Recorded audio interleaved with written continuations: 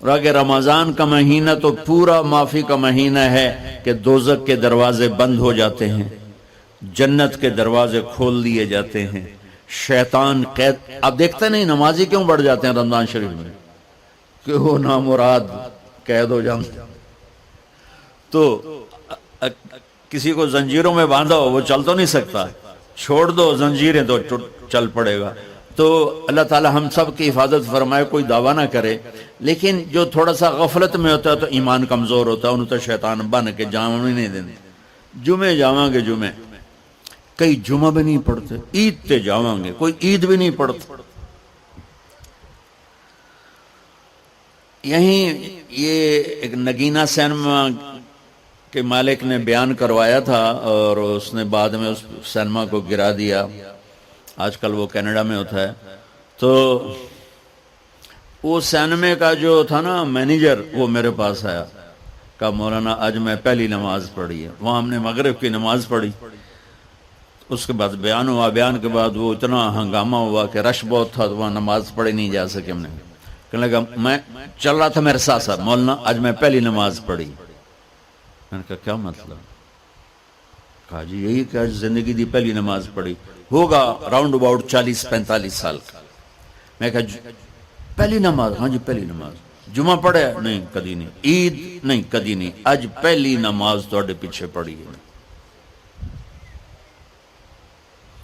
شیطان جب قید ہوتا ہے تو زنجیریں کھل جاتی ہیں تو نمازی بڑھنا شروع ہو جاتے ہیں. اس کے بعد جو گھٹتے ہیں نا تو شیطان کی وجہ سے نہیں، اپنی عادت اور سستی کی وجہ سے. پہلے 2-3 دن بڑا جوش ہوتا ہے، پھر اس کے بعد گھٹتے ادھے کو پھر نکل جاندے ہیں، ادھے رہ جاندے ہیں. تو تراویح میں بھی پہلے پوری مسجد بھرے گی، پھر ایک صف جائے گی، پھر دوسری جائے گی، پھر تیسری جائے گی. تو بھائیو یہ رمضان آ رہا ہے، دیکھو میں ہاتھ جوڑتا ہوں، نماز 5 وقت سارا سال فرض ہے، لیکن روزے کی برکت سے کیا ہوتا ہے؟ شیطان قید ہو جاتا ہے تو وہ سارے بھاگے آ رہے ہوتے ہیں. اللہ سے مانگ لو اس رمضان میں کہ یا اللہ ایسی توفیق دے کہ موت تک نماز نہ چھوٹ.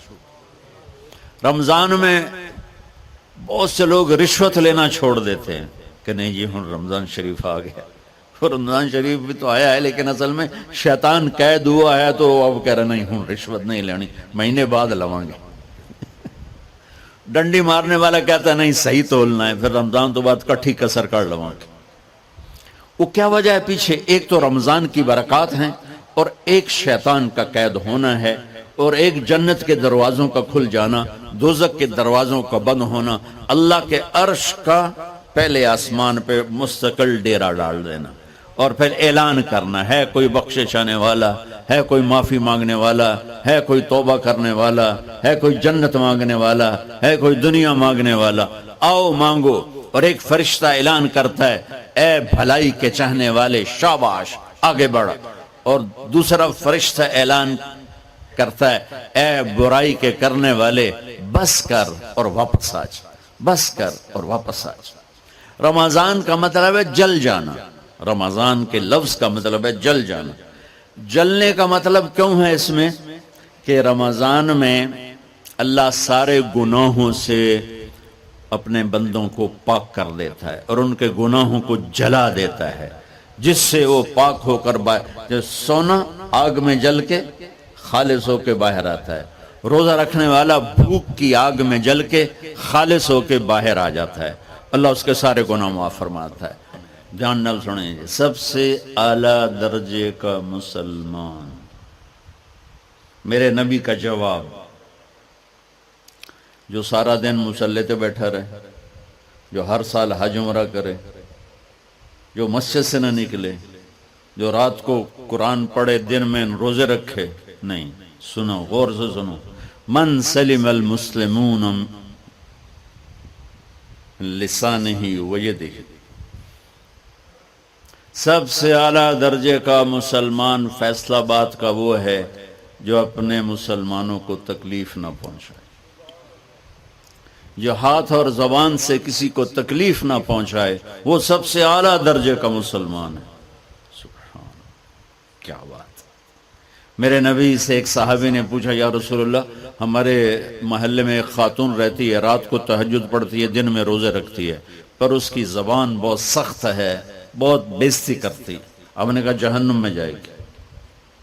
کہا جی ایک خاتون ہے جو نہ نفلی روزہ، لیکن اس کی زبان کا بول بڑا میٹھا ہے، کہا وہ جنت میں جائے گی. تو سب سے اعلیٰ درجے کا مسلمان کون ہے جو کسی کو تکلیف نہ پہنچائے؟ پھر اس نے پوچھا ای الایمان افضل، سب سے اعلیٰ درجے کا مومن کون ہے؟ تو آپ نے فرمایا حسن الاخلاق، جس کے اخلاق اچھے ہوں وہ سب سے اعلیٰ درجے کا ایمان والا ہے. کیونکہ تکلیف نہ پہنچانا اخلاق کی ایک صفت ہے، اور اخلاق کی بے شمار اقسام. میرے نبی نے فرمایا اچھے اخلاق 360 صفات کا نام ہے. ایک صفت بھی کسی مسلمان مرد عورت کے اندر ہوگی تو جنت میں چلا جائے گا. سامنے ابو بکر بیٹھے تھے، کہنے لگے یا رسول اللہ کو میرے اندر بھی ہے؟ تو آپ نے فرمایا تیرے اندر ساری ہے، ساری تیرے اندر ساری. تو ابتدا بھی بتا دی، انتہا بھی بتا دی. اور عبادت بھی مسلمان کو اخلاق تک پہنچاتی ہے. اب سنو قرآن سے، اللہ تعالیٰ انسان کسے کہتا ہے؟ ایمان والوں کو. ان الذین کفروا من اہل الکتاب والمشرکین فی نار جہنم خالدین فیہا اولئک ہم شر البریہ. سب سے بدترین مخلوق وہ ہے جو اللہ کو نہ مانے، جو اللہ کے دین کو نہ مانے. آپ نے کہا وہ سب سے بدترین مخلوق. تو لا الہ الا اللہ محمد رسول اللہ ہمیں انسانیت میں داخل کرتا ہے.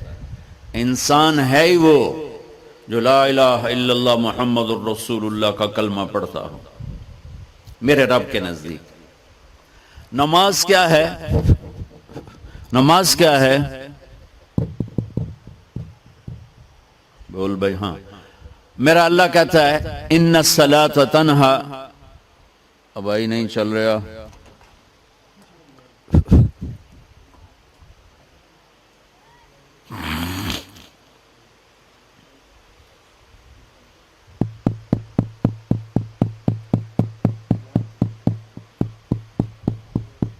تھوڑی آواز ہے.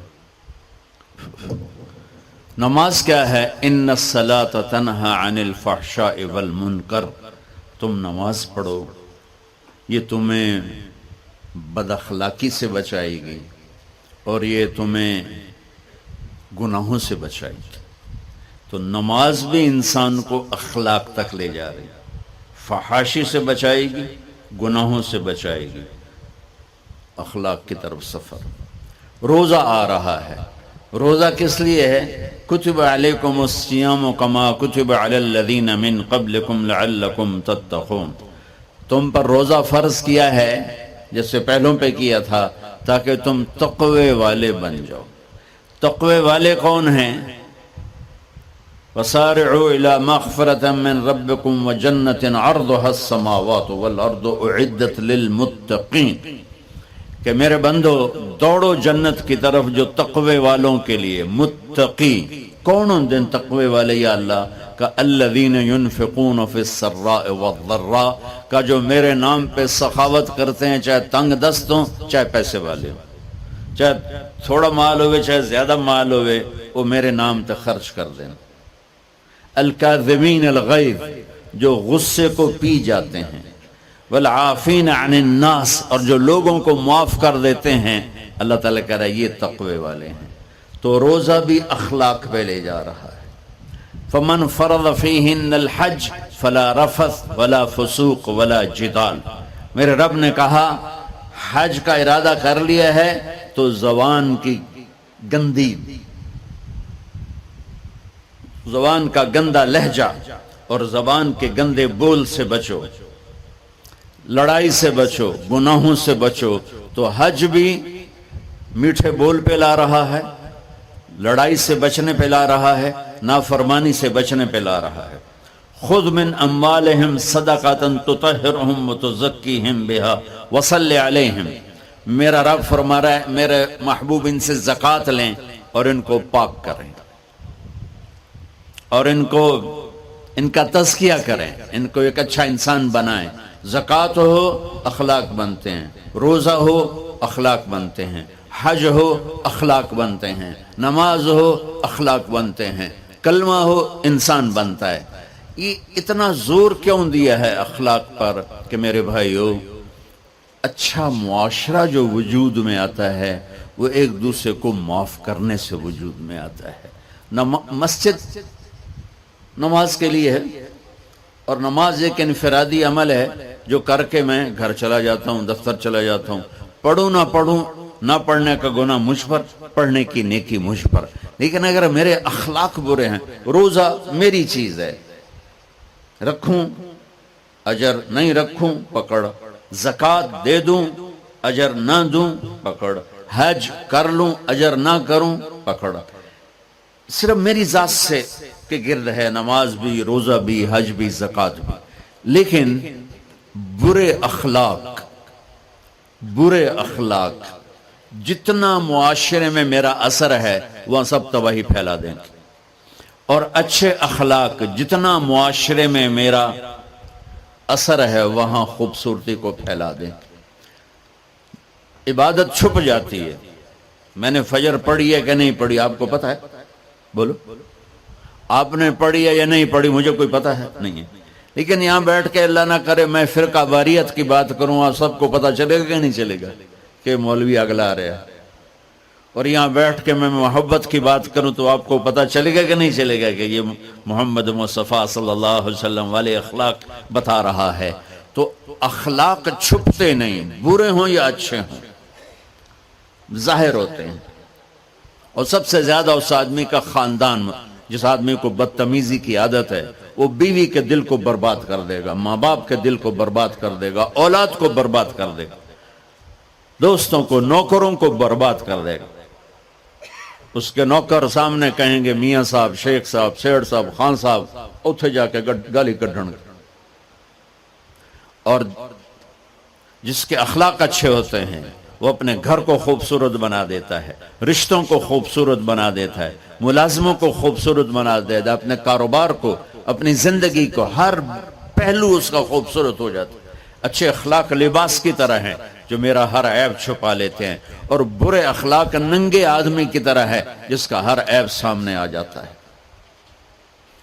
اور اللہ کی رحمت اتنی طاقتور ہے کہ میرا رب فرماتا ہے، یہ تو میں نے 5 غلطیاں بتائی ہیں، لیکن میرا رب فرماتا ہے میرا بندہ میں تجھے عمر بھی دیتا ہوں، طاقت بھی دیتا ہوں، تو اتنے گناہ کر کے زمین فیصل آباد کی سے اٹھا کر آسمان کی چھت کو لگا دے، سوری دنیا گناہ گار ہو جائے نا تو آسمان کیا چاند تک بھی گناہ نہیں جا سکتے۔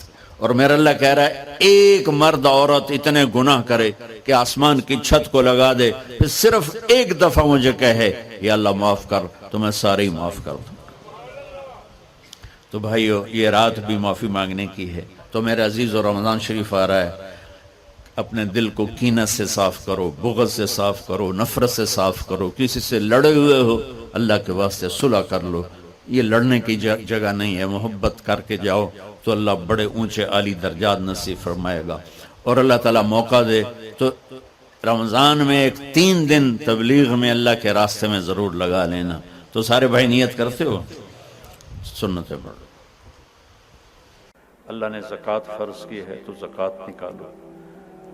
اب تو اتنے حالات ہیں کہ متوسط طبقہ بھی زکوٰۃ کا مستحق ہے، اپنے زکوٰۃ سے بڑھ کے نکالو، چونکہ زکوٰۃ دینے والا بخیلوں سے تو نکل جاتا ہے لیکن سخیوں میں داخلہ اس سے اوپر کرے گا تو ہوتا ہے۔ 2,500 دے دیا نا 1 لاکھ میں سے تو باپ پہ بخیل کا لیبل نہیں لگے گا، لیکن سخی کا بھی نہیں لگے گا۔ اوپر چوانی خرچ کر دو تو ایک سٹیپ آپ آ جائیں گے۔ سخی بن کے زندگی گزارو، لوگوں پہ خرچ کرنے کا مزہ بہت ہے، جوڑنے کے مزے سے زیادہ لگانے کا مزہ ہے۔ تو رمضان آ رہا ہے، خرچ کریں، زکوٰۃ سے بڑھ کر دیں، انتہائی ضرورت مند ہیں ہمارے لوگ۔ ابھی تو وہ جو سیلاب سے جو گھر گرے تھے ابھی تو وہ ہی نہیں بنے۔